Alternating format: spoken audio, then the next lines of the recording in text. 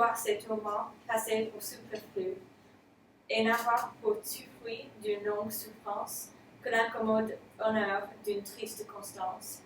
Un père l'autorise, et mon feu maltraité, enfant aura recours à son autorité. Ce n'est pas le moyen de trouver votre compte, et dans si beaux desseins, vous n'aurez que la honte. J'espère voir pourtant, avant la fin du jour, ce que peut m'en vouloir au défaut de l'amour. Et moi, j'espère voir, avant que le jour passe, un amant accablé d'une nouvelle disgrâce. Et quoi? Cette rigueur ne cessera jamais? Allez trouver mon père et me laisser en paix. Votre âme, au repentir de sa froideur passée, ne l'avait point quitté sans être un peu forcée. J'y vais tout de ce pas, mais avec des serments, que c'est pour obéir à vos commandements. Allez continuer une vaine poursuite.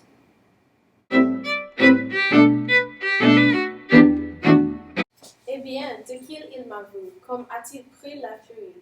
M'a-t-il bien se quitter la place au même instant? Ce n'est pas entre lui, les rois en font autant. Au moins, si ce grand bruit qui court de vos merveilles n'a trompé mon esprit en frappant mes oreilles. Vous le pouvez bien croire, et pour le témoigner, choisissez en quel lieu il vous plaît de régner. Ses bras, tout aussitôt, vous conquêtent un empire. J'en jure par lui-même, et cela c'est tout dire. Ne protégez pas tant ce bras toujours vainqueur. Je ne veux point régner que dessus votre cœur. Toute l'ambition que me donne ma flamme, c'est d'avoir pour sujet les désirs de votre âme. Ils vous sont tout acquis, et pour vous faire voir que vous avez sur eux un absolu pouvoir.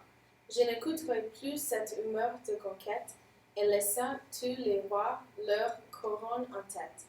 J'en prendrai seulement 2 ou 3 pour valets, qu'ils viendront à genoux vous rendre mes poulets. L'éclat de tel suivant attirerait l'envie. Sur le rare bonheur, je coule ma vie. Le commerce discret de nos affections n'a besoin que de lui pour ses commissions. Vous avez, Dieu me sauve, un esprit à ma mode. Vous trouvez comme moi la grandeur incommode. Les sceptres les plus beaux n'ont pour moi rien d'acquis. Je les rends aussitôt que je les acquis. Et me suis-vous charmé quantité de princesses, sans que jamais mon cœur acceptât ses maîtresses. Certes, en ce point seul, je manque un peu de foi, que vous ayez quitté des princesses pour moi, qu'elles n'aient pu blesser un cœur dont je dispose. Je crois que la montagne en sera quelque chose. Bien ça, lorsque on la chigne, en ce fameux tournoi, je donnai la vue aux 2 filles du roi. Sais-tu rien de leur flamme et de la jalousie, dont pour moi toutes 2 avant l'âme saisie? Par vos méprises, enfin, l'une et l'autre mourut. J'étais lors en Égypte, où le bruit en courut. Et ce fut en ce temps que la peur de vos âmes fit nager le grand Caire en un fleuve de larmes. Vous veniez d'assommer 10 géantes en un jour. Vous aviez désolé le pays d'alentour. Rasé 15 châteaux, aplani 2 montagnes, fait passer par le feu ville, bourg et campagne, et de fait vers Damas 100 000 combattants. Que tu remarques bien, et les yeux et le temps, je l'avais oublié. Des faits si pleins de gloire, vous peuvent-ils ainsi sortir de la mémoire? Trop plein de lauriers reporte sur nos rois. Je ne le charge point de ses menus exploits. Monsieur, Que veux-tu, page? un courrier vous demande, D'où vient-il? de la part de la reine d'Islande. Ciel qui sait comme quoi j'en suis persécuté, un peu plus de repos avec moins de beauté. Fait qu'un si long mépris enfin la désabuse. Voyez ce que pour vous ce grand guerrier refuse. Je n'en puis plus lutter. Il vous le disait bien.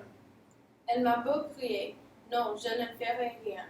Et quoi comme fol espoir ose encore lui promettre. Je lui vais envoyer sa mort dans une lettre. Trouvez le bon, ma reine, et souffrez cependant une heure d'entretien de ses chers confidents, qui, comme de ma vie, il sait toute l'histoire, vous ferez voir sur qui vous avez la victoire. Tardez encore moins, et par ce prompt retour, je jugerai quel est envers moi votre amour. Jugez plutôt par l'humeur du personnage, ce page n'est chez lui que pour ce badinage, et venir d'heure en heure avertir sa grandeur, d'une courrière, d'un agent, d'un ambassadeur. Ce message me plaît bien, plus qu'il ne lui semble. Il me défait d'un fou pour nous laisser ensemble. Ce discours favorable en arrêtera mes feux, a bien usé d'un temps si propice à mes vœux. Que m'allez-vous conter? Que j'adore Isabelle, que je n'ai plus de cœur ni d'âme que pour elle, que ma vie, Épargnez ces propos superflus. Je le sais, je le crois, que voulez-vous de plus? Je néglige à vos yeux l'offre d'un diadème. Je dédaigne un rival, et un mot, je vous aime. C'est au commencement des faibles passions à s'amuser encore aux protestations. Il suffit de nous voir au point où sont les nôtres. Un clin d'œil vaut pour vous tous les discours des autres. Dieu, qu'il n'ait jamais cru que mon sort rigoureux se rendit si facile à mon cœur amoureuse. Banni de mon pays par la rigueur d'un père, sans support, sans amis, accable de misère, et réduit à flatter le caprice arrogant et les vaines humeurs d'un maître extravagant. En ce piteuseux état, ma fortune si basse, trouve encore quelque part en votre bonne grâce. Et ton rival puissant des biens et la grandeur, obtienne moins sur vous que ma sincère ardeur. C'est comme il faut choisir, et l'amour véritable s'attache seulement à ce qu'il voit d'aimable, qui regarde les biens ou la condition, n'a qu'un amour avare ou plein d'ambition, et suit lâchement par ce mélange infâme les plus nobles désirs qu'enfante une belle âme. Je sais bien que mon père a des autres sentiments, et mettra de l'obstacle à nos contentements, mais l'amour sur mon cœur a pris trop de puissance pour écouter encore les lois de la naissance. Mon père peut beaucoup, mais bien moins que ma foi.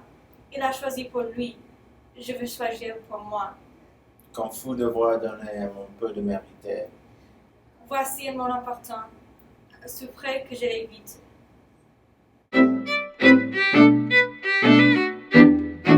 Que vous êtes heureux et quel malheur me suit. Ma maîtresse vous souffre et l'ingré me fuit. Quelques gouttes qu'elle prenne en votre compagnie, sitôt que j'ai paru mon amour de la bannie.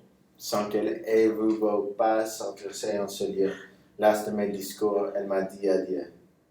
Laisse de vos discours, votre humeur est trop bon, et votre esprit trop beau pour ennuyer personne. Mais que lui comptez-vous qui peut l'importuner? Des choses quasiment vous pouvez deviner. Les amours de mon maître, ou plutôt ses sottises, ses conquêtes en l'air, ses hautes entreprises. Voulez-vous m'obliger? Votre maître ni vous n'êtes pas gens, tous deux à me rendre jaloux. Mais si vous ne pouvez arrêter ces saillies, divertissez ailleurs les cours de ses folies. Que craignez-vous de lui, dont tous les compliments ne parlent que de morts et de saccagement, qu'il bat, terrasse, brise, étrangle, brûle, assomme? Pour être son valet, je vous trouve honnête homme. Vous n'avez point la mine à servir sans dessein. Un fanfaron plus fou que son discours n'est vain. Quoi qu'il en soit, depuis que je vous vois chez elle, toujours de plus en plus je l'éprouve cruelle. Et vous servez quelque autre, ou votre qualité, laisse dans vos projets trop de témérité. Je vous tiens fort suspect de quelque haute adresse, que votre maître enfin fasse une autre maîtresse, ou s'il ne peut quitter un entretien si doux, qu'il se serve de moi d'une autre que de vous. Ce n'est pas qu'après toutes les volontés d'un père, qui sait ce que je suis ne termine l'affaire, mais purgez-moi l'esprit de ce petit souci, et si vous vous aimez, bénissez-vous d'ici. Car si je vous vois plus regarder cette porte, je sais comme traiter les gens de votre sorte. Me croyez-vous bastant de nuire à votre feu? Sans réplique de grâce, où vous verrez vos jeux. Allez, c'est assez dit. Pour un léger ombrage, c'est trop indignement, traiter un bon courage. Si le ciel en naissant ne m'a fait grand seigneur, il m'a fait le cœur ferme et sensible à l'honneur. et je suis homme à rendre un jour ce qu'on me prête. Quoi? Vous me menacez? Non, je fais retraite. Dans 6 chronophones, vous aurez peu de fruits, mais ce n'est pas ici qu'il faut faire de bruit. Ce litre un sol me fait encore bravade. À ce compte, monsieur, votre esprit est malade? Malade, mon esprit? Oui, puisqu'il est jaloux du malheureux agent de ce prince de fou.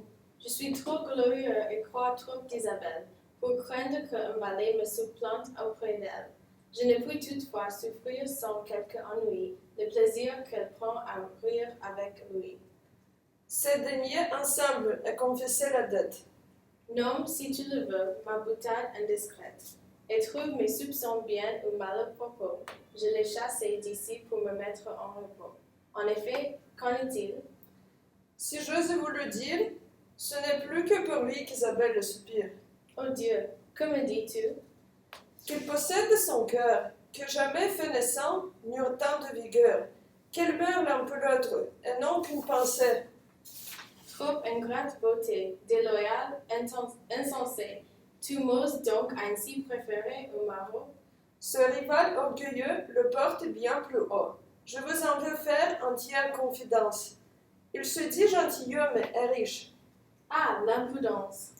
D'un père rigoureux, fuyant l'autorité, il a couru longtemps, l'un et d'autre côté. Enfant, manque d'argent peut-être, ou par caprice, de notre redemont il s'est mis au service. Ou choisi pour agent de ses folles amours, Isabelle a prêté l'oreille à ses discours. Il a si bien charmé cette pauvre abusée, que vous en avez vu votre ardeur méprisée. Mais parlez à son père, et bientôt son pouvoir remettra son esprit au terme du devoir. Je viens tout maintenant d'en tirer assurance, de recevoir les fruits de ma persévérance. Et devant qu'il soit peu, nous en verrons les faits. Mais écoute, il me faut obliger tout à fait. Où je me puis servir, j'ose tout entreprendre. Peux-tu dans leur amour me le faire surprendre? Il n'est rien plus aisé, peut-être dès ce soir. Adieu donc, souviens-toi de me le faire voir. Cependant, prends ceci seulement par avance. Que le galant alors soit frotté d'importance. Crois-moi qu'il se verra, pour te mieux contenter. Charge d'autant de bois qu'il en pourra porter.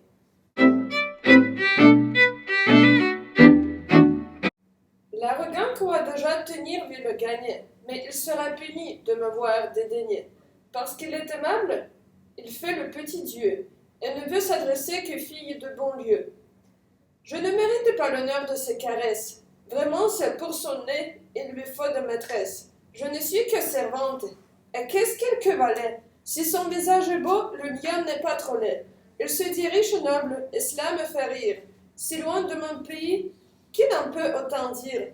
S'il le soit, nous verrons ce soir, si je le tiens, danser sur le côté sa noblesse et ses biens.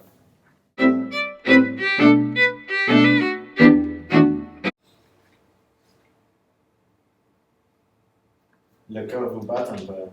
Je crains cette menace. Ils aiment trop Clandor pour causer sa disgrâce. Elle en est méprisée et cherche à se venger. Ne craignez point, l'amour le fera bien changer.